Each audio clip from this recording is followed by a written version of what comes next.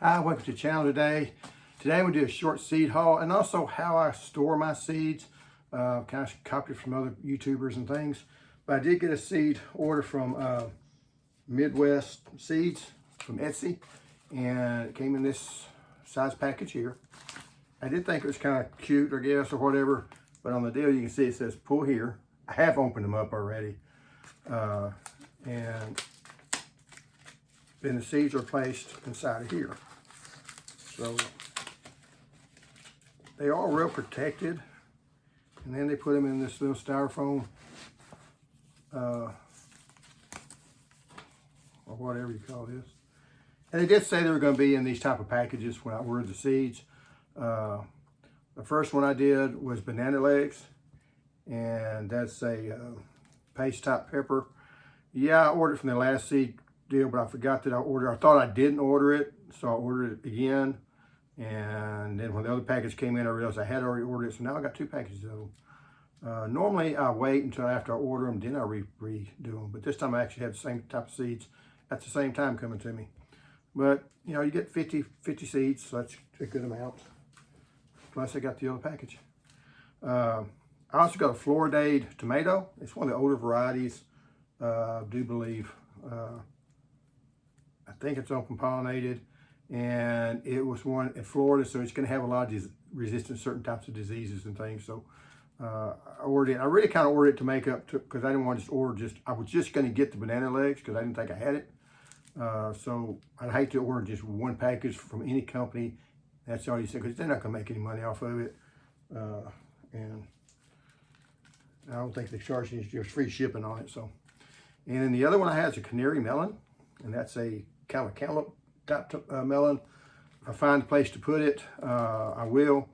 But you know, it's supposed to do pretty well down here. It has a hard shell. I think it's more like honeydew melon than it is anything else.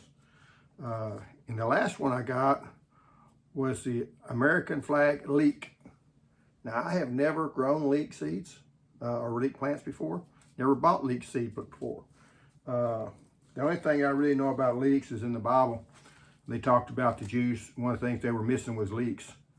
And I know what a leek is. And I'm going, I don't think going back to slavery is worth leeks. But apparently they really liked their leeks at that time period. But anyway, how I store my seeds, I didn't invent this. I didn't think it up. I've seen several different ones do it. But you get these photo cases you can get from Hobby Lobby or one of the stores like that. And the way you do it, it's made for photographs. I didn't plan this real well. And how I've done it is like here, I've got it marked. I got it marked indeterminate. Now I know that means indeterminate tomatoes, but and basically you put all your indeterminates in there. So I got all these different indeterminate tomatoes, and the Lucky Cross and a bunch of other tomatoes. So I got, you know, a lot of tomatoes and a lot of tomato seeds, and that's just indeterminate type tomatoes. If I had these all in a box or something, I wouldn't know what in the world I had. But this is the way, if I'm looking at indeterminate tomatoes or the row I'm going to be putting down for indeterminate tomatoes, I can pull this out and see all the seeds once I get them stored in here. And then I have determinates. And again, just all my determinate tomatoes I set in here. And actually, I have a fair amount of determinate ones. Now I've got the red snapper. I've got the Bella Rosa. But yeah, I think it's a pelleted seeds. I'm not sure how well they're going to be because these seeds were tested in November of 19. So they're getting pretty old for a pelleted seed. Brickyard is one I've got in here. You can't even buy it anymore. It's a hybrid seed that they no longer make. One of the knocks on hybrids is you may get a variety you really like, and then they just don't make it anymore. The company that was making the hybrid just decided not to make them anymore. Then the Nemo semi-determinate, which I guess that could go in. I would put it here. When they're semi-determinate, I still put them in here.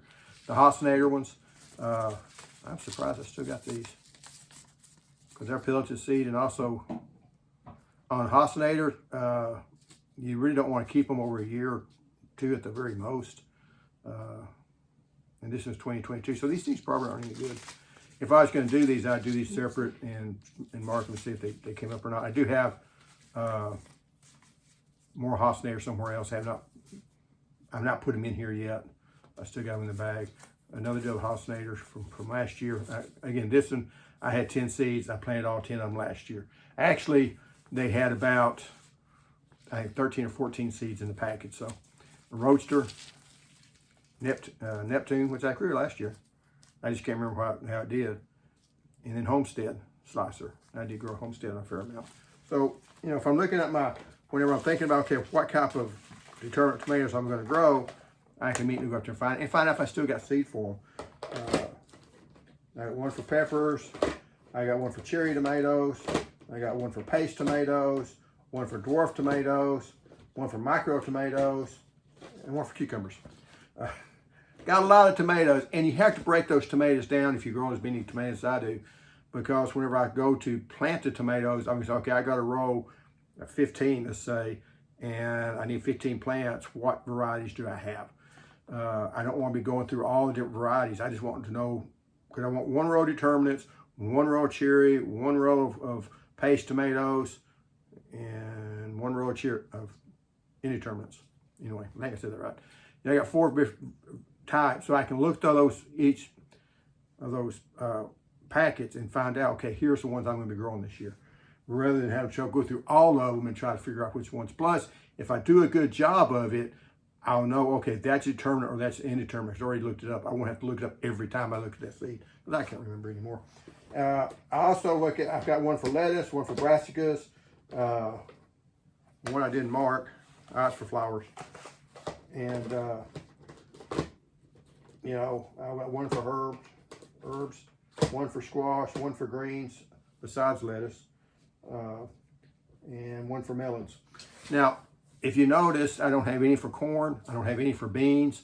That's because, you know, one variety would fill that up, okay? So that doesn't work very well. Now, my storage for them is, I just went out, well, I didn't go out and buy one. I think I bought for my son for Christmas. I don't know, I can't remember. But I just got a regular toolbox. I take that toolbox out, and here's where I got all the bigger seeds. So at least I have them all in one spot, in one place. Now, one thing I have discovered, if you're going to be doing it kind of like this, I got these here. That's a brown crowder. It's a southern pea. Are they any good? I don't know, because I did not write the dates on them. So this year, I got another brown crowders I bought this year. It's got 2025 on it, so I can remember what date it is. See, I got pinto beans same way. These pinto beans may be 2 years old, they may be 5 years old. 2 years old, that'd be okay. 5 years old, not gonna sprout.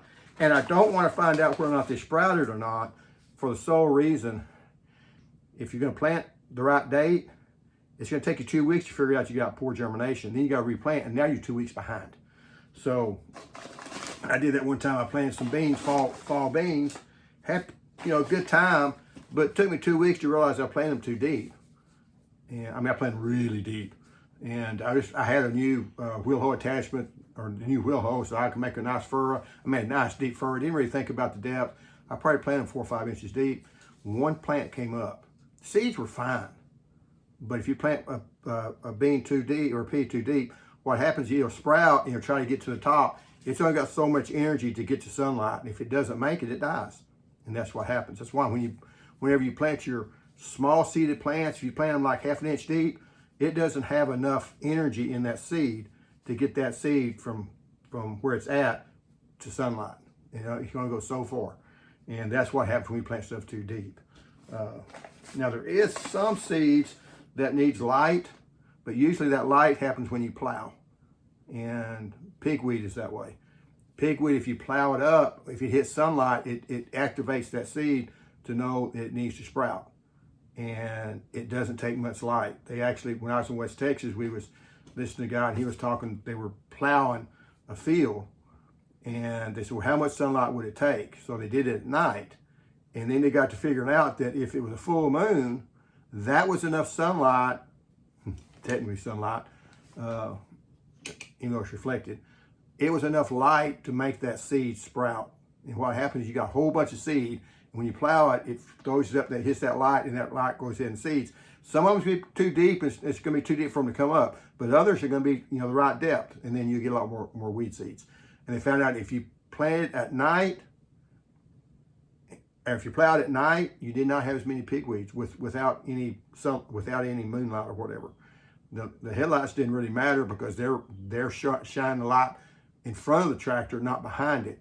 So that way, whenever you're plowing, when it threw it up, it didn't see it. Now, every seed sitting right on top of the ground would be getting light, but you go very far below the ground at all, you're not going to get any sunlight. So I always thought that was interesting. Y'all might not have, but I didn't put these. Oh yeah, this is a small Wonder spaghetti. I haven't transferred everything over there. I'll also sometimes put, like I had my inoculant, which is a good inoculant. If you got beans or peas, you really ought to inoculate at least every 3 years, unless you come back within that 3 years, because you have to have the bacteria to really make them be able to fix nitrogen. And your soils may not have that in it, or may not have enough in it. So that is a good idea. The only problem with doing it like this and setting it in this container, this stuff is supposed to expires 12/31/23. So yeah, what I do, I put it in this container, and then I grab my seeds and I go out and plant them. And after I come back, I remember I didn't put this in the ground. And the way you do this, when you sprinkle, you plant the seeds, you sprinkle it on top and along the row, and then you cover it up, so that gets the microbes in there. But the microbes only live so long, because it is a living thing, or bacteria anyway. But anyway, that's how I store my seeds. I just store them in my bedroom. The biggest enemy to seed germination is going to be heat, and it's going to be humidity. I don't like putting them in the refrigerator because you got a lot of humidity in the refrigerator. Some people put them in the freezer. I don't. First off, I could never find them again. But second off, I just don't like all the moisture that's in there. But if you try to put them in a barn or you put them in a shed, they get too hot, and you will kill that germination with getting too hot. And also, if you try to put them in the garage, say, well, it's not as, that garage has a lot of humidity in it that your house doesn't have. If you're running your air conditioner or you're running your heater, that's a dehumidifier. You have a lot lower humidity in the house than you have outside. So that's why I keep them in the bedroom. I don't try to keep them out in the kitchen. Don't keep them in the washroom. You try to keep them like in the back of the bedroom, driest place in the house, have better luck with seeds. And I have pretty good luck with germination of seeds. I also noticed that if you're trying to take your potatoes, seed potatoes, I've had seed potatoes I put in the house, and I had seed potatoes I put in the garage. The ones in the garage sprouted way faster than the ones I had in the house, even though they were exposed to light. So just something I've learned. I don't know for sure exactly why. I think it's the humidity. But for whatever reason, when I put them in the garage, and really on your, I'm rambling here, but whenever you take your seed potatoes, you don't want those big old long sprouts on them. You want to have that shorter, stubbier, dark green ones. But anyway, that's how I keep my seeds. If you have any questions, put down in the comments. If you enjoyed the video, hit like. Hardly ever say that. So, and I always try to say at the end of the video. It just annoys me when people put it in first, because I don't know if I like your video or not. So why you ask me to hit like? But anyway, thanks for watching. See you next time. Goodbye.